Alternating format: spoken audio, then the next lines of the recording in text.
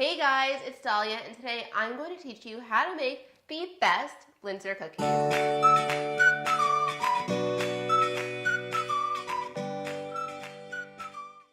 Today I'm going to share with you my version of a classic Linzer cookie. If you've never seen a Linzer cookie in a bakery, which I'd be surprised if you haven't because they are sold everywhere, it's basically 2 almond-based cookies sandwiched together with some jam, and then there's confectioner sugar on top. They are super delicious, so I can't wait to finally teach you guys how to make them. I know they could look a little bit intimidating. I am going to uncomplicate this recipe and make it super simple for you guys so that you are not intimidated to make these anymore because they are super easy and simple to make. Also, they are gluten-free and dairy-free, but of course you can use regular flour and butter if you'd prefer that. So now let's get baking. We are going to start combining all the dry ingredients in a medium-sized bowl. There's only 4 ingredients here. We have some almond flour, tapioca starch, gluten-free 1-to-1 baking flour. I love using the Bob Dread Mill baking flour, but you could also use all-purpose flour if you're not gluten-free. And then we have here some baking powder. Next, you just want to whisk this all up.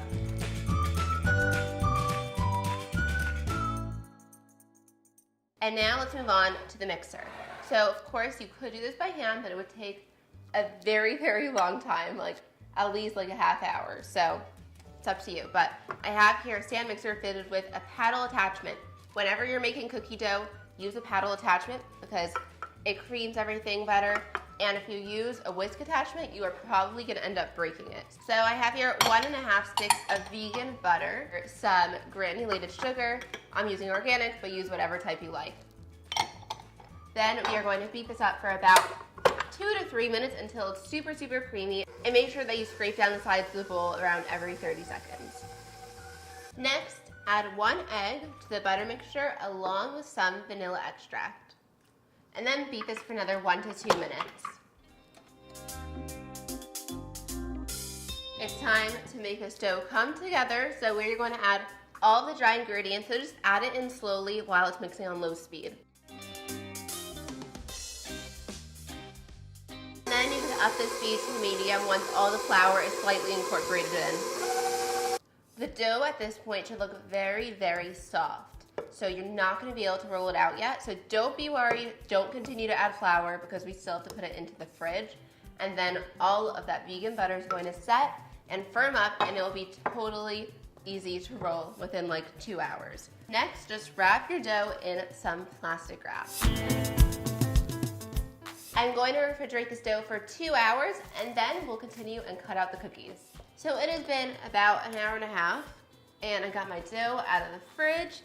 So I have here some gluten-free flour, just like you would roll out regular like sugar cookie dough.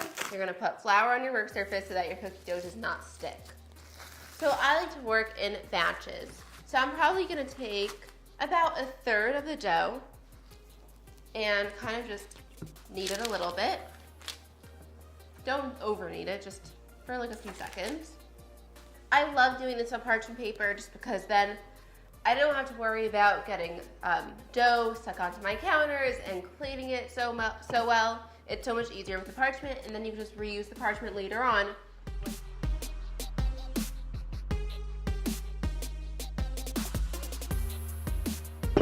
Then, here's what we're gonna do. I have 2 pans here lined with parchment paper.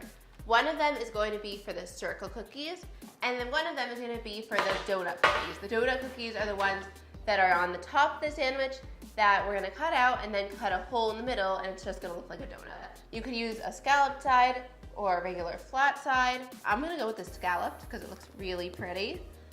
And these are going to make such nice cookies. So look at that. Now you just want to place it onto the baking sheet.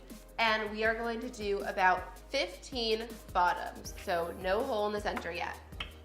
And just be very careful when you move them from your work surface to the pan because you don't want to like warp the cookies and stretch them out or anything, or make thumbprints. No thumbprints or fingerprints allowed on these cookies. And then just take all your dough, mush it back up, and roll it out and cut more cookies out.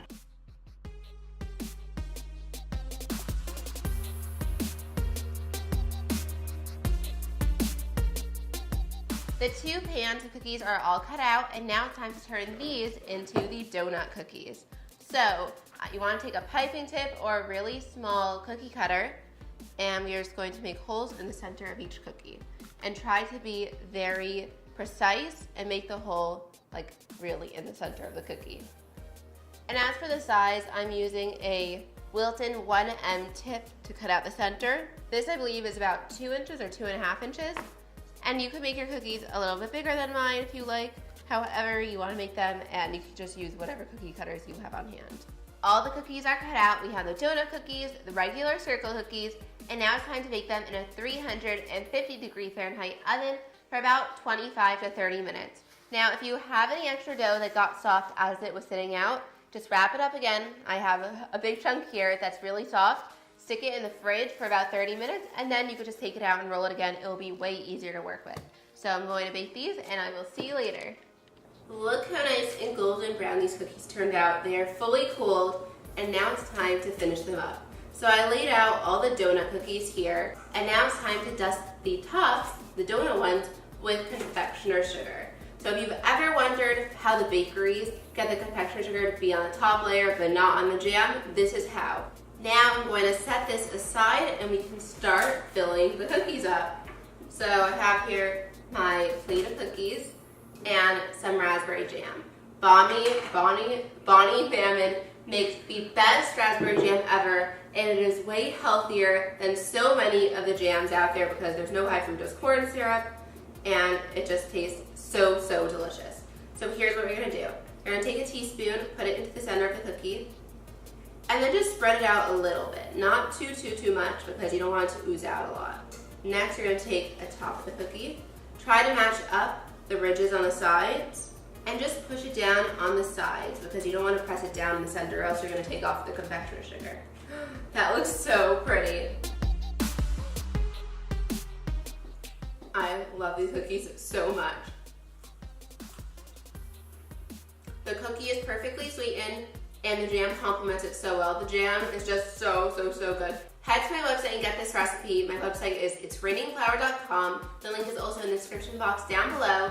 You should totally make it, whether it's for a holiday party, a cookie swap, or just because they're super yummy.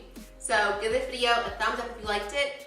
Let me know in the comments down below what your favorite cookie is because I'd love to hear and get suggestions.